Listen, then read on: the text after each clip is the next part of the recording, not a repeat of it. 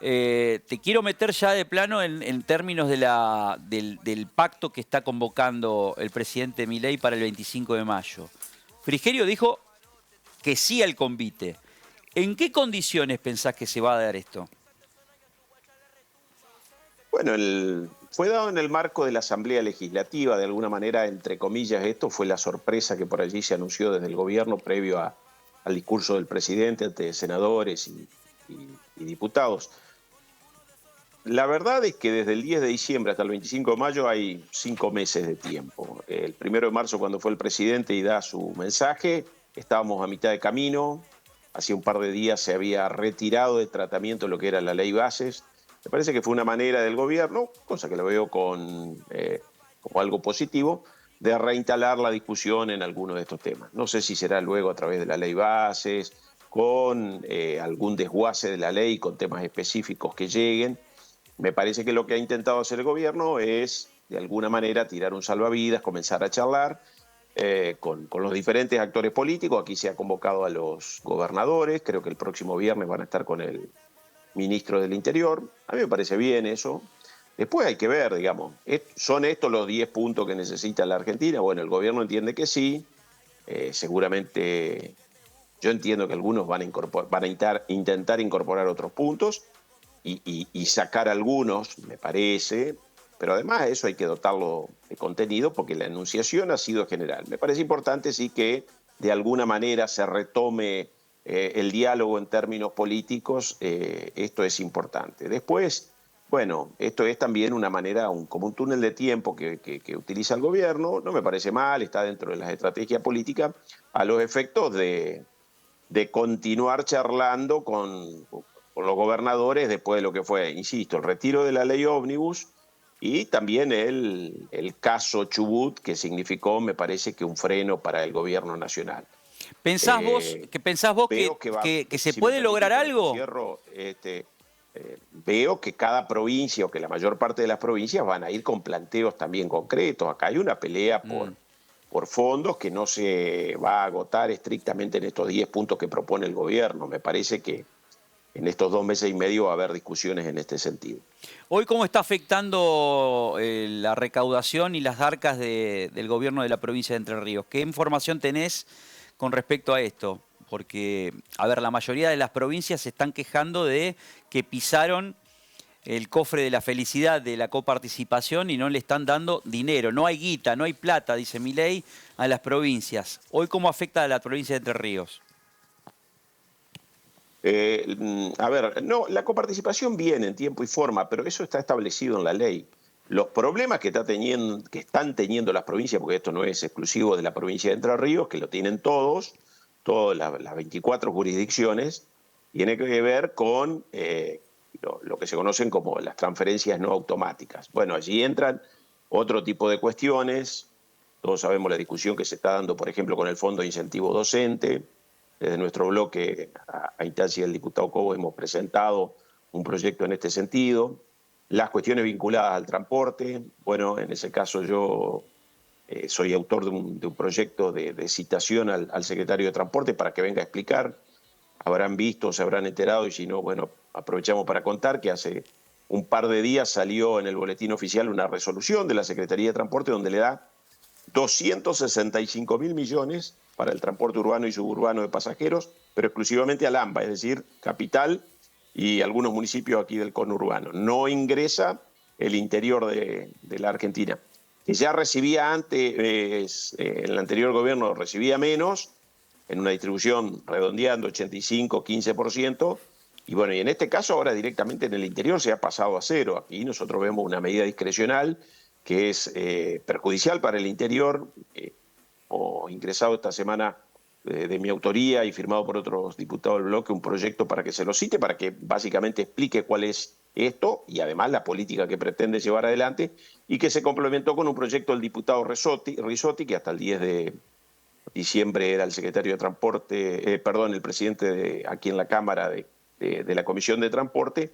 vinculado a esta cuestión y pidiendo fondos para el interior, para todo el país, ¿no? Estos Ujú. 265.000 Eh, millones que le han dado a la región del AMBA es exclusivamente para los meses que comprende desde enero a abril. Entonces, me parece que las provincias están queriendo introducir en las discusiones este tipo de cosas porque han tenido caídas muy importantes. Decía, FONID, transporte, la obra pública, que en muchos casos se ha paralizado, en otros casos han pedido un tiempo para tomar una definición, y ni hablar aquellas que no están empezadas, que ¿Por qué no directamente al se, menos de... Pedro, por qué no se le anima al AMBA? Por qué pensás vos que se le otorgan privilegios al AMBA en términos de transporte? Yo no, sinceramente yo no lo llamaría privilegios, hay una cuestión muy, sobre todo en las grandes ciudades, pero la zona del AMBA el transporte termina siendo esencial para los trabajadores y también para otros que no son trabajadores, ¿no? Pero en el día a día para trasladarse al trabajo, pero ponerle después por cuestiones de salud, por cuestiones de estudio, en definitiva, obviamente que entiendo que es una cuestión, una decisión política, por eso le pedimos al secretario de Transporte que nos venga a contar a ver cuál es la mirada que están teniendo, ¿no? Ujú. Lo tiene que explicar el gobierno, lo que está claro es que no puede hacer esta diferenciación. Y esta es la discusión que va a venir de acá hasta la firma del pacto el 25 de mayo. Las provincias van a reclamar, por supuesto que van a reclamar, lo va a hacer Santa Fe, lo va a hacer Entre Ríos, y me parece lógico además que eso ocurra, porque está muy bueno lograr el equilibrio fiscal en la Argentina, pero yo lo decía antes de la votación de la ley ómnibus en mi alocución, no, nosotros somos un Estado federal, si el equilibrio es únicamente para la nación y después provincia y municipio se van a ver impedidos de cumplir por efecto del corte en la billetera, se van a ver impedidos de cumplir las obligaciones mínimas que tienen, estamos en un problema, digamos, esto no puede ser avalado, acá tiene que haber un plan que, que obviamente tiene que ir avanzando y eso avanza de la mano de la política y Pedro, obviamente que habrá plazos para ir instrumentando eso. Pedro, ¿cómo le va? Sergio Ferreira es mi nombre, buenas tardes. Usted Hola, bien Sergio. decía, el transporte es un derecho y al que las clases más populares deben acceder, sobre todo a la hora de moverse, por ejemplo, para ir al trabajo, para ir a la escuela, pero también debería pasar lo mismo y tener esa posibilidad con la misma calidad en las provincias, digamos. Si el AMBA tiene garantizado una buena calidad de transporte, un boleto accesible, lo mismo debe pasar en las provincias. Calculo que comparte eso. Sí, sí, obviamente, obviamente. Ujú. Eh, no cabe ninguna duda, estamos en sintonía en esa cuestión porque lo que se da en un lugar, independientemente de las condiciones, claramente la región del AMBA tiene mayor cantidad de habitantes, pero es tan importante en Santa Fe Capital, en Córdoba Capital o en Paraná, como lo es aquí en el AMBA, sostener ese servicio. Y todos sabemos además las diferencias que históricamente existen y que se están viendo acrecentadas en el último tiempo respecto al costo del boleto.